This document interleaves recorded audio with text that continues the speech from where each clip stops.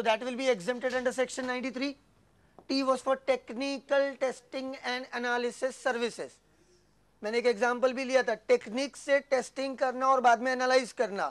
Blood निकाला, blood को test किया, टेक्नोलॉजी यूज किया, उसके बाद उसको एनालाइज किया, इसमें एचबी कम है, कलर ज्यादा है, वगैरह वगैरह. So that type of services performed on animals and human beings are exempted under the net of service tax.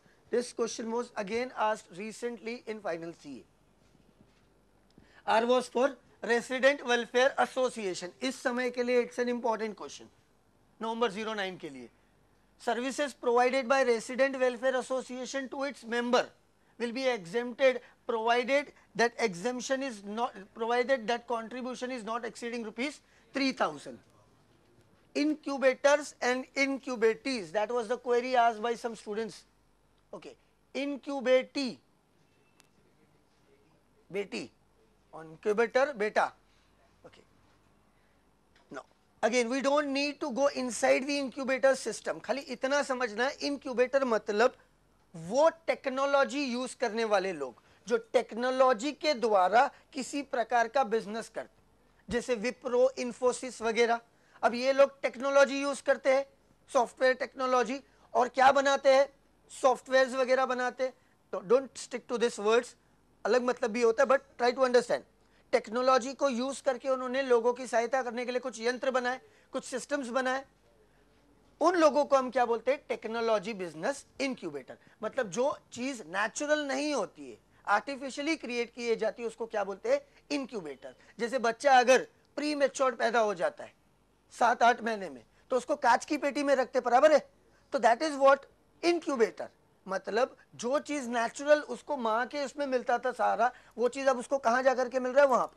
Similarly जो अपने को भगवान ने दिमाग दिया है, उसको यूज करके हम सिस्टम्स एडमिनिस्ट्रेट करते हैं, लेकिन टेक्नोलॉजी द्वारा भी किया जा सकता है, बराबर. तो that will be called as what, technology business incubation. So the businessman are called as technology business incubator. उनकी सर्विसेज जो टैक्सेबल होती है, दैट इज एग्जेम्प्टेड. इंक्यूबेटीज मतलब वो लोग जो इंक्यूबेटर को मदद करते हैं उनके बिजनेस प्रपोजल को फाइनलाइज करने के, वायबल वेंचर में बदली करने के लिए. तो उनका भी सर्विसेज एग्जेम्प्टेड होएगा up to 3 years from the date of signing the agreement. No, उसके लिए आपने मॉड्यूल में देखा होएगा, उसके लिए आपने देखा होएगा one small item is there. 50 lakh का टर्नओवर अगर क्रॉस कर लेते हैं तो उसके बाद उनको एग्जेम्पशन नहीं मिलता है. So there is a query from Kanpur. Resident Welfare Association point is not covered under section 93 in module. Well, module के अंदर many things they have not covered, but that is 100% sure it is an exempted service. चलो, फिर क्या था, D, digital cinema service provider. तो पहली बार जो electronic conversion होता है डिजिटल कंटेंट ऑफ मूवी का इलेक्ट्रॉनिक फॉर्म में, उसकी सर्विस क्या होगी, एग्जेम्प्टेड. बाद में डीवीडी, वीसीडी, एमपी3 बना, वो सब टैक्सेबल होगी. इवन पहली बार अगर आप डायरेक्टली मल्टीप्लेक्सेस के अंदर या थिएटर के अंदर टेरेस्टेरियल सिनेमा के जरिए, टेरेस्टेरियल एंटीना के जरिए अगर पिक्चर को रिलीज करते हो, पिक्चर को एग्जिबिट करते हो, that taxable service will also be exempted. And E was for exemption. तो छोटे service provider, small service provider are exempted up to 10 lakh in a financial year. अब 10 लाख का मतलब यहां पर भी वही होता है, 10 00 000. ज्यादा डिटेल आगे जाके करेंगे. इसके बाद we took up the question role of CA and administrative challenges. इसके लिए भी एक वर्ड याद रखा था, guys apart. Guys, growth of service sector, it is growing like anything. It is becoming impossible for the department to catch a particular service and tax it. Intangible in nature, दे करके मुकर जाएगा तो कैसा पकड़ेगा. So it is intangible, so no one can catch a person providing services red hand. So again there is a huge scope of evasion. S is for separate legislation is required. क्योंकि यहाँ पर depend करते हैं पूरी तरह finance act 1994, depend करते हैं पूरी तरह सर्विस टैक्स कमिश्नर, मतलब एक्साइज डिपार्टमेंट और कस्टम डिपार्टमेंट. उनके पास खुद के लोग नहीं है, खुद का लॉ नहीं है, तो एडमिनिस्ट्रेट करने में तो तकलीफ होगी. ई वॉज फॉर एजुकेशन लेवल, जैसे हम लोग बड़े बड़े पढ़े लिखे लोग, जाहिल लोग है ना, एजुकेटेड इलिटरेट पीपल, हमको खुद को नहीं पता चलता है कि एक्चुअल में टैक्स का बेनिफिट क्या है. So that is the biggest problem कि government needs to come out with education in general people as well as to the service providers. A part was dealing with role of CA. A was for advisory service. एक CA ऐसी position में होता है कि वो act को पढ़ सके, समझ सके, टुकड़ा कर सके. He can interpret the law accordingly. He can guide his client, advise his client as to applicability of service tax on a particular service or not. Procedural compliance. Service tax के जितने भी प्रोसीजर्स है, registration, payment, return वगैरह, ये सब चीज में कौन मदद कर सकता है आपको?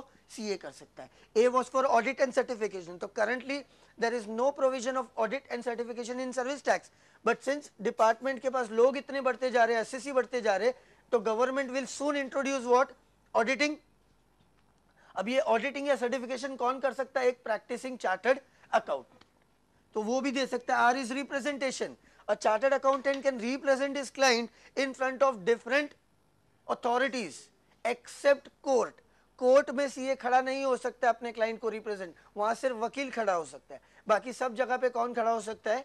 Chartered accountant. And T was for tax planning, मतलब किस तरीके से आपका टैक्स लायबिलिटी कम से कम हो जाए. That was coverage of my second lecture. Now start with third lecture. Third lecture we directly started with sections. बराबर. थर्ड लेक्चर में we directly started with sections. पहले हमने सेक्शन उठाया था सेक्शन 68, लायबिलिटी एंड पेमेंट. उसमें liability को पहले discuss किया, पेमेंट को बाद में डिस्कस किया था. 68 में दो था, 68(1), 68(2). 68(1) this fixes prima facie liability. तो इसमें क्या बोला था? Every person providing taxable service shall pay service tax at the rate prescribe in prescribe manner in prescribe time. This was related to payment. Prima facie क्या बोला? Every person providing taxable services, मतलब जो service provider होएगा वो liable होएगा service tax पे करने के. 68(2) में सेंट्रल गवर्नमेंट को पावर मिला था कि वो जिसको चाहे क्या कर सके? लायबल कर सके. So under this power, central government has made 7 persons liable. These are also called as special category persons or specified persons. ये 7 पर्सन का नाम उन्होंने एक जगह पे लिख के दिया, and that is nothing but rule number 2(1)(d) of service tax rules 1994. What are those services? पहला था telecommunication service. In that case chairman of MTNL और पोस्टल रहेगा तो DG of post and telegraph, या कोई और केस रहेगा तो वो आदमी जिसको गवर्नमेंट ने लाइसेंस दिया है अंडर इंडियन टेलीग्राफ एक्ट. दूसरा था general insurance service. Under that case insurer और reinsurer will be liable to pay tax. तीसरा क्या था? Insurance auxiliary services. In that case again agent देता है, लेकिन लायबिलिटी किस पे? इंश्योरेंस कंपनी पे. चौथा था business auxiliary service of mutual fund distributor और mutual fund agent. Again service provide करता है एजेंट या डिस्ट्रीब्यूटर, लेकिन लायबिलिटी किस पे डाल दिया? वो म्यूचुअल फंड कंपनी या वो असेट मैनेजमेंट कंपनी जो वो सर्विस को क्या करती है? रिसीव करती. Sorry. Then it was imports. अगर कोई टैक्सेबल सर्विस बाहर से लेता है इंडिया के अंदर, so it is import of service. जो भी रिसीव करेगा उसको क्या करना पड़ेगा? टैक्स भरना पड़ेगा. नो अगेन उसके लिए मैंने आपको एक बात बोला था, से सपोज मैं मरीज हूं, सपोज बीमार हूं, मरीज हूं, और मैं बाहर का कोई टेक्नोलॉजी के द्वारा यहां पर अपना इलाज करा, तो कैन आई से it is in my personal